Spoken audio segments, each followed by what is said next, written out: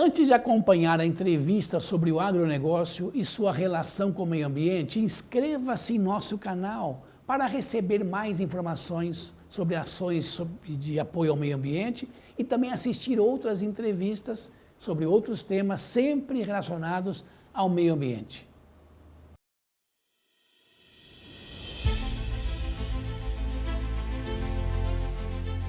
Integrando o Prêmio Consciência Ambiental, apresentamos a sessão Agentes de Transformação Ambiental, onde convidamos profissionais ligados ao meio ambiente e sustentabilidade, que são verdadeiros agentes de transformação ambiental. Hoje abordaremos um tema muito interessante. Acompanhe.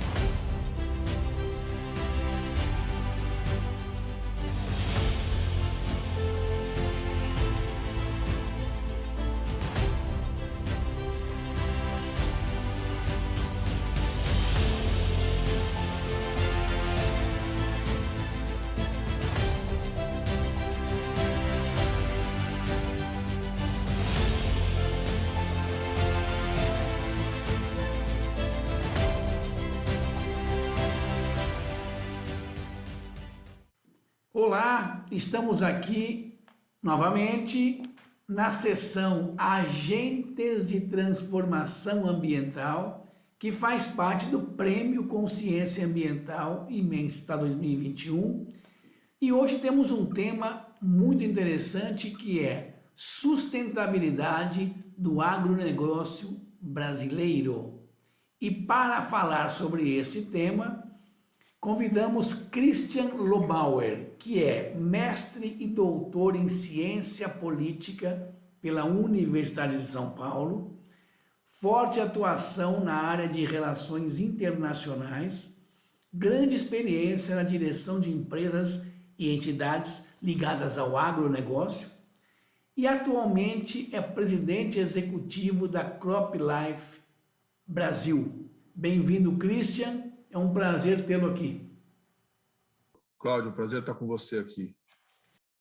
Você é presidente da CropLife Brasil. Explique um pouquinho para nós o que faz a CropLife e sua atuação no agronegócio brasileiro. A CropLife é uma associação que foi fundada em 2019 como resultado da união de 5 associações que já existiam, algumas há muito tempo. A Associação Nacional de Defesa Vegetal, que era a ANDEF, uma entidade que tinha mais de 40 anos, a Associação Brasileira de Produtos Biológicos, a ABCBio, a Associação Brasileira de Biotecnologia, que era a Agrobio, a Braspov, que era a Associação Brasileira das Empresas de Obtentores Vegetais, que eram as empresas que fazem sementes geneticamente modificadas, e, finalmente, do CIB, que era o Conselho de Informações de Biotecnologia, que era uma espécie de think tank que trabalhava com imprensa e com universidades para esclarecer o que faz a biotecnologia. Essas 5 entidades se juntaram e vieram a ser o que são hoje a CropLife. É uma associação de empresas, foi fundada por 12 empresas, hoje tem 48, que são empresas que vendem defensivos agrícolas, biodefensivos agrícolas, desenvolvem biotecnologia e vendem sementes. É o universo da defesa vegetal. Empresas como Bayer, BASF, Syngenta, Corteva, Sumitomo, Ihara, Coopert e mais 40 empresas. E o que a gente faz é o trabalho associativo. Tudo aquilo que a empresa não consegue fazer individualmente, a gente faz coletivamente. Então, as relações com o governo, com o parlamento, projetos de lei, regulamentação, instruções normativas dos ministérios, relação com o IBAMA, relação com a Anvisa, todo o sistema regulatório, relação com, muitas vezes, as questões judiciárias, e que existem aí muitos processos contra a atividade, principalmente de ONGs e de partidos de esquerda, todo esse universo, mais a comunicação institucional e mais o que chama de stewardship, que é o treinamento e a educação, vamos dizer assim, do produtor rural para poder usar as tecnologias da maneira mais eficiente possível. Tudo isso compõe uma agenda muito ampla de muitos temas e a CropLife é um nome que veio de fora porque é uma entidade internacional.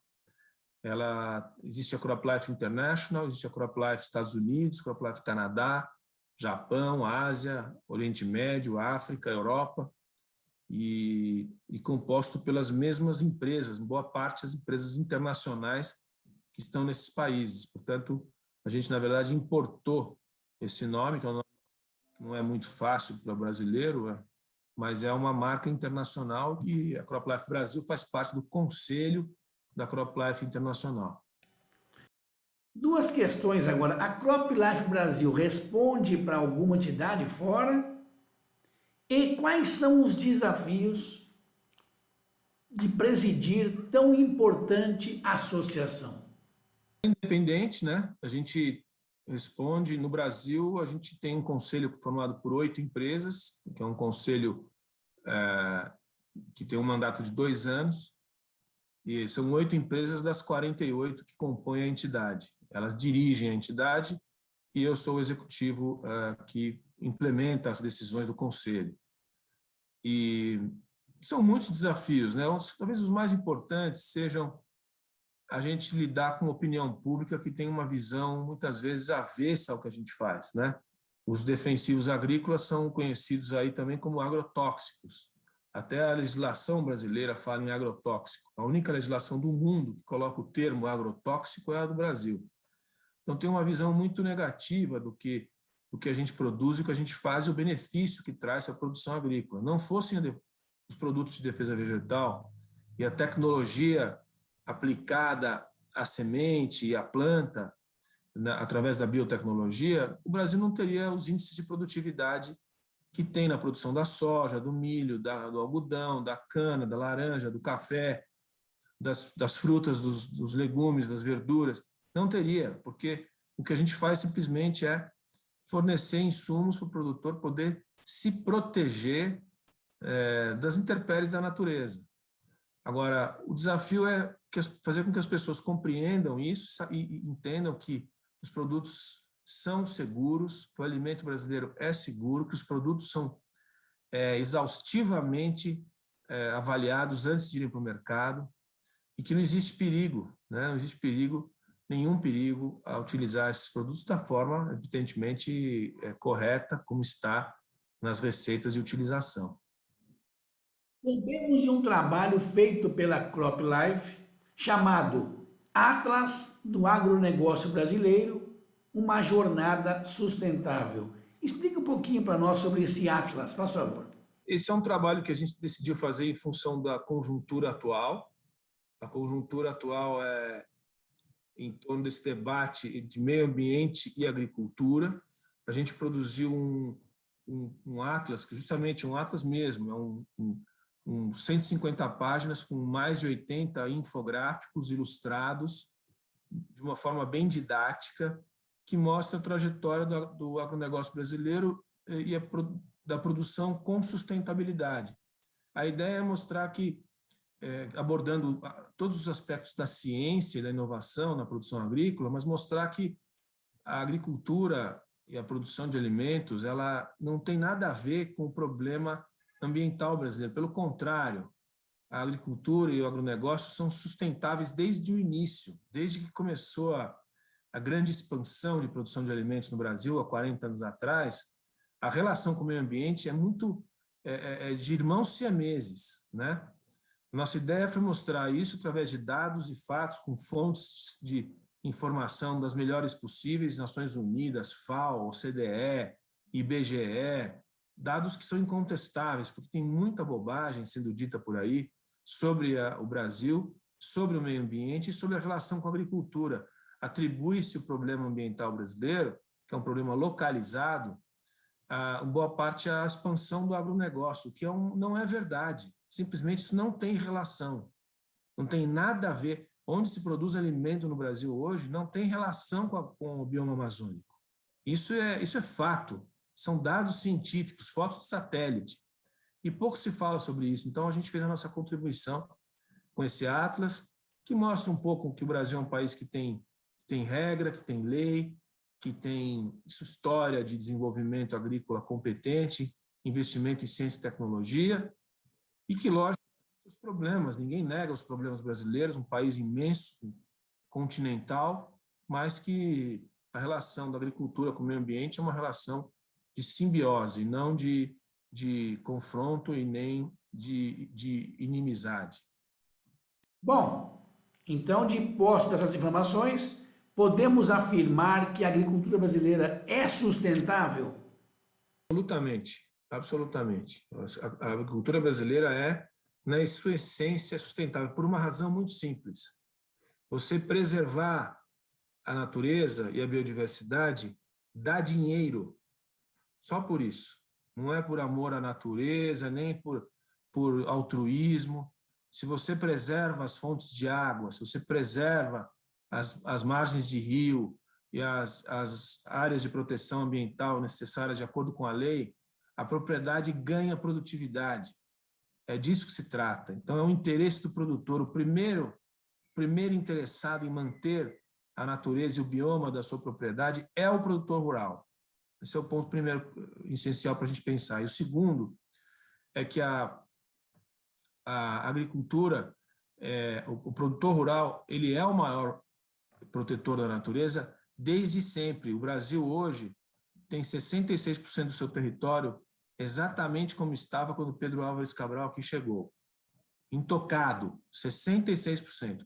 Desses 66%, 26% é área protegida por propriedades privadas, ou seja, é área natural que está em propriedade privada, não é área indígena, não é área de governo, nem de parque e nem área pública. É área de fazenda, produtiva ou não, que protege uma parte da sua natureza. Então, isso já prova, por dados e fatos, que quem está contribuindo para a manutenção, para a proteção do meio ambiente é o produtor rural, né? Cristiano, como se estabeleceu a agricultura sustentável no Brasil? Então, pouca gente sabe, Cláudio, mas o Brasil era um importador de alimentos. Até os anos 70, esse país ele exportava café praticamente e outros produtos assim, de forma como cacau, como borracha. Eu tive alguns ciclos anteriores na sua história de exportação de produtos agrícolas, mas ele era um país que importava alimentos. A sua população vivia de importação de grãos, por exemplo. Foi a partir do final dos anos 70, início dos anos 80, que esse país teve essa expansão, esse aumento de pujança de produção, que transformou ele na maior potência agrícola do mundo. Isso não aconteceu por acaso, tem uma história aí por trás. Tem uma série de instituições científicas, de pesquisa, universidade, e nesse atlas a gente tem um pouco da história do início da pesquisa tecnológica na agronomia e na tecnologia aplicada ao campo, na agricultura tropical, isso que é essencial. O Brasil é o único país do mundo que tem agricultura tropical. As grandes potências produtoras de alimentos do planeta são países temperados, Estados Unidos, Canadá, União Europeia, Ucrânia, Rússia, a Austrália, África do Sul, Argentina, são países temperados. O único país do universo tropical é o Brasil. Então, o desenvolvimento da agricultura aqui teve que passar por um processo diferente. Isso tem muito a ver com ciência, com investimento, com estudo, com tentativa e erro, com levar a soja para o cerrado foi um grande desafio, porque a soja não é uma planta de cerrado, é uma planta que vem da China e que estava em ambiente temperado. Então, tudo isso foi feito com ciência, com investimento em tecnologia. Então, toda a pesquisa brasileira levou o Brasil a desenvolver uma tecnologia própria para os trópicos. E a tecnologia agropecuária brasileira é original, ela é pioneira e é inovadora. E o mundo reconhece isso. O mundo inteiro conhece a Embrapa, por exemplo, que é a empresa brasileira de pesquisa agropecuária, foi criada em meados dos anos 70, que é uma das referências para essa pesquisa que fez o Brasil ser transformado nos últimos 50 anos. Como você explica a razão do aumento da produção agrícola no Brasil em tão pouco tempo? Foi a ciência e a tecnologia. São várias tecnologias que foram implementadas e replicadas pelo produtor brasileiro, junto com ciência que veio de pesquisa e produtos e insumos muito eficientes. Então, nós estamos falando o quê? Estamos falando de você utilizar um herbicida, que é o glifosato, por exemplo, que é utilizado há muito tempo na agricultura, que é enfim, que ataca as ervas daninhas, né, e permite que a planta que você quer que cresça, a soja, o milho, cresçam com mais saúde, com menos concorrência pelos nutrientes da terra, e aí você, depois da colheita, realizar nova safra em cima da chamada o plantio direto, em cima da palhada, né, em cima de todo aquele recurso orgânico que ficou sobre a terra depois da utilização do herbicida. Então, o plantio direto, por exemplo, é uma tecnologia desenvolvida no Brasil. As tecnologias de absorção de nitrogênio, cada vez mais de nitrogênio do ar para a terra, são técnicas desenvolvidas no Brasil. A integração lavoura, pecuária, floresta, que hoje já tem mais de 15 milhões de hectares no Brasil, onde você tem a integração e rotatividade de floresta, pecuária e produção agrícola, é uma inovação brasileira, só dá para fazer isso no Brasil. Então, uma série de técnicas de produção que foram se estabelecendo e sendo desenvolvidas aqui. As tecnologias, por sua vez, do tipo que a gente desenvolve, sementes com defesa vegetal, defensivos eficientes, inseticidas eficientes, fungicidas, por exemplo, a soja brasileira sofre de uma doença muito agressiva, que é a ferrugem da soja.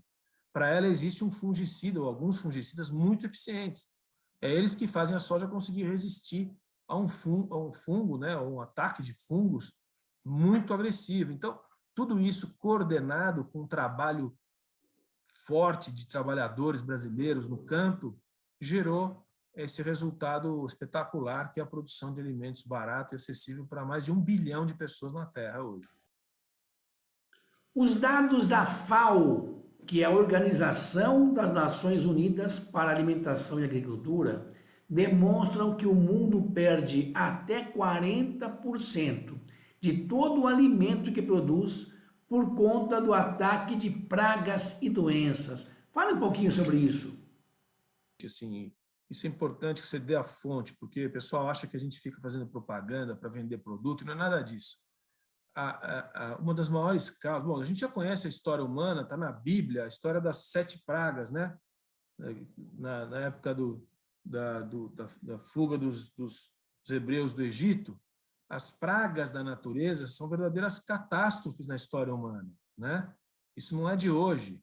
Os ataques de gafanhoto, os fungos, todas as crises que houveram na produção de alimentos geram fome. E esse é isso que a FAO resolveu medir, porque a FAO trata justamente disso nas Nações Unidas. E ela identifica que cerca de 30% a 40% de toda a produção de alimentos no mundo é perdida com o ataque dos insetos, dos fungos e da concorrência com outras plantas da natureza. Então, é aí que a gente entra, quer dizer, se a gente quer ter aumento de produtividade, para que tenha quantidade, preço e acesso de alimento a pessoas mais pobres, e é isso que se trata aqui, alimentar pessoas, dar acesso ao alimento para mais gente, a gente precisa da tecnologia no campo para ganhar produtividade. Questões como o desmatamento sempre vêm à tona quando se fala em agricultura brasileira. Isso não afeta um pouquinho a credibilidade na sustentabilidade do agro do Brasil? Afeta e tem afetado, sim, de forma muito agressiva nos últimos anos. O problema do desmatamento é uma realidade brasileira. Pra você ter uma ideia, são 8 municípios do Pará que concentram 80% de todo o desmatamento.